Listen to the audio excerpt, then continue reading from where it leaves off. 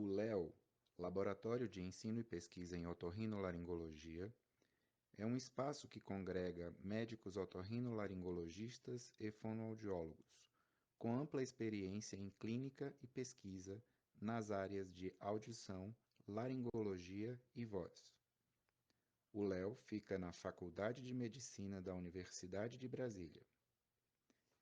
As linhas de pesquisa atualmente vigentes no LEO são otologia e cirurgia, antioxidantes e otoproteção do sistema auditivo, implante coclear, deglutição e disfagia, filtragem Capstral da qualidade vocal de surdos usuários de implante coclear, uso do laser na terapia de voz, doenças degenerativas e envelhecimento vocal e da laringe, e aperfeiçoamento da performance comunicativa.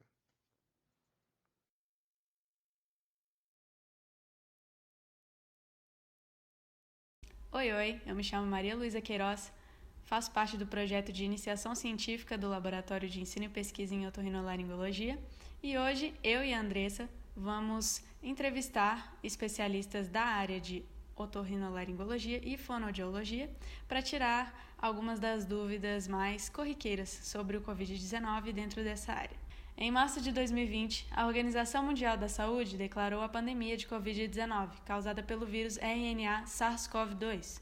Segundo o Ministério da Saúde, até o momento tivemos mais de 500 mil mortos e mais de 17 milhões de infectados por coronavírus.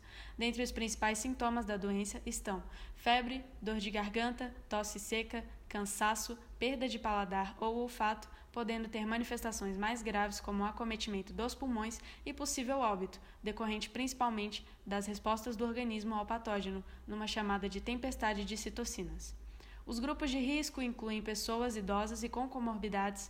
A vacinação já está em andamento. Vacinas como Coronavac, AstraZeneca e Pfizer estão sendo aplicadas no Brasil e o país aguarda por novas fabricantes. A vacinação tem comprovadamente reduzido o número de mortes nos grupos vacinados.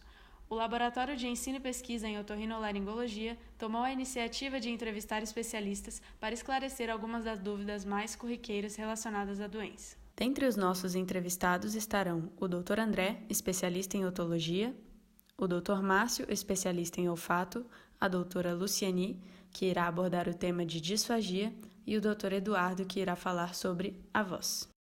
Estamos aqui com o professor Eduardo Magalhães da Silva. Ele é fonoaudiólogo, especialista em voz, doutor em ciências biológicas, coordenador adjunto do curso de fonoaudiologia na UNB e orientador dos estágios supervisionados nas áreas de voz e disfagia. Professor, acho que a primeira dúvida que nós temos é qual a principal queixa vocal apresentada pelos pacientes que tiveram COVID? Quando a gente pensa que a voz é uma manifestação respiratória, já que a voz é a sonorização da corrente aérea que vem dos pulmões, qualquer alteração em nível pulmonar, em nível glótico, laríngeo, né? Ou em nível articulatório, pode favorecer uma alteração de voz.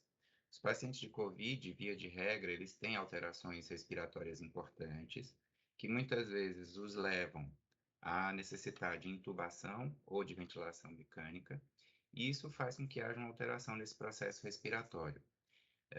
No caso da presença de intubação, o que a gente ainda vai ter vai ser o impedimento, durante um período, né, de contato entre essas pregas vocais, o que pode desencadear outros problemas de mobilidade mesmo da prega vocal. E a maioria desses pacientes, num pós-imediato de COVID, eles vão aparecer para a gente com vozes mais fracas, com vozes mais cansadas, em detrimento de uma respiração que vai estar prejudicada, e às vezes até com fadiga respiratória para produzir essa fonação com uma maior intensidade. Esses seriam os sintomas iniciais ou principais que a gente poderia citar no paciente pós-COVID. Outra dúvida muito frequente é, dado esse fator de que muitos pacientes atingem um estado mais grave e necessitam da intubação orotraqueal, por que que esses pacientes que passam pela intubação ficam com a voz mais fraca? A gente tem de entender que essa intubação orotraqueal, para que ela chegue até a traqueia, que ela permita a respiração desse paciente artificialmente, ela vai passar pela laringe. No momento dessa intubação, podem haver lesões no tecido laríngeo, e esse tecido pode se recuperar exuberando o tecido granulomatoso, por exemplo, ou com pequenas ulcerações em face do atrito com o próprio tubo, ou já a gente sabe que mesmo o paciente não estando falando, as pregas vocais elas vão entrar em pequenos movimentos que vão fazer contato com esse tubo. E isso pode criar pequenas lesões no tecido que recobre a prega vocal. E aí esse paciente ele pode apresentar dificuldades respiratórias, como a gente já falou, que vão justificar uma alteração vocal importante num pós-Covid imediato e até num pós-Covid tardio. E quando a gente tem a presença do tubo, se a gente tiver todas essas alterações que eu citei, exuberação de tecido granulomatoso, pequenas ulcerações de tecido na laringe, esse paciente pode se queixar de dor ao falar, que a gente chama de odinofonia, desculpa, e essa dor ao falar pode levá-lo a desenvolver espontaneamente adaptações de produção vocal que levam a uma produção de uma voz mais fraca na tentativa de reduzir o impacto entre as pregas vocais, o que não vai acontecer. Tá? A voz vai só ficar fraca, mas o impacto entre as pregas vocais vai ser o mesmo, talvez até mais tenso, que gere mais dor.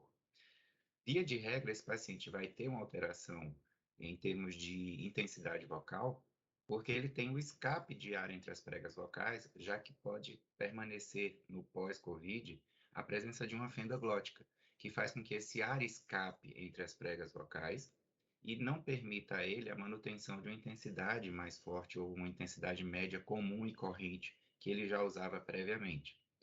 No entanto, isso a gente precisa ter uma avaliação otorrinolaringológica, né, para que a gente saiba o que está acontecendo macroscopicamente naquela prega vocal, para que a gente possa entender como esse funcionamento foi alterado e quais poderiam ser as causas para gerar essa reabilitação fonoaudiológica desse paciente. E quais devem ser as orientações dadas para o paciente que teve Covid e que está com problemas vocais, seja por cansaço na fala ou porque a voz ficou diferente do que era antes? Então, o que a gente vai sugerir a esse paciente é, primeiro, passar por uma avaliação otorrinolaringológica para que a gente entenda como está o funcionamento dessa laringe e como está a estrutura dessa laringe. Se houve a presença de a geração de lesões estruturais que possam justificar a alteração vocal, seja pela mudança vocal ou pela presença de fendas que possam justificar a fraqueza nessa voz, ou alguma outra alteração estrutural ou mecânica, funcional, que possa justificar a presença daquela voz. Uma outra orientação é a hidratação, seja essa hidratação direta ou uma hidratação indireta, que favoreça a lubrificação dessas pregas vocais, mantendo a integridade da cobertura mucosa dessas pregas vocais, o que vai permitir um contato mais suave entre essas pregas vocais para a geração de um padrão vocal mais harmônico. E, obviamente, o acompanhamento fonoaudiológico, quando é requerido, assim, identificado pelo médico e pelo próprio fonoaudiólogo na avaliação vocal, para que a gente possa reabilitar essas condições de produção de voz, sejam elas em termos de dor, sejam elas em termos de qualidade vocal, sejam elas em termos respiratórios para a produção vocal, que são atribuições do profissional. Muito obrigada, professor, por ter respondido às nossas perguntas e fiquem com os próximos vídeos das especialidades em disfagia, otologia e olfato. Atualmente, além dos projetos de pesquisa de mestrado e doutorado, são desenvolvidos alguns projetos associados de iniciação científica e extensão, que congregam alunos de diferentes cursos e instituições do Distrito Federal. Podemos citar especificamente a pesquisa sobre a eletrofisiologia da audição de recém-nascidos cujas mães foram infectadas pelo vírus SARS-CoV-2 durante a gestação. Assim, além de contribuir com a ciência, o LEO forma e capacita profissionais para atuarem em suas áreas de interesse. As pesquisas desenvolvidas no LEO são divulgadas em revistas científicas e jornais acadêmicos e estão disponíveis à comunidade para consulta e discussão.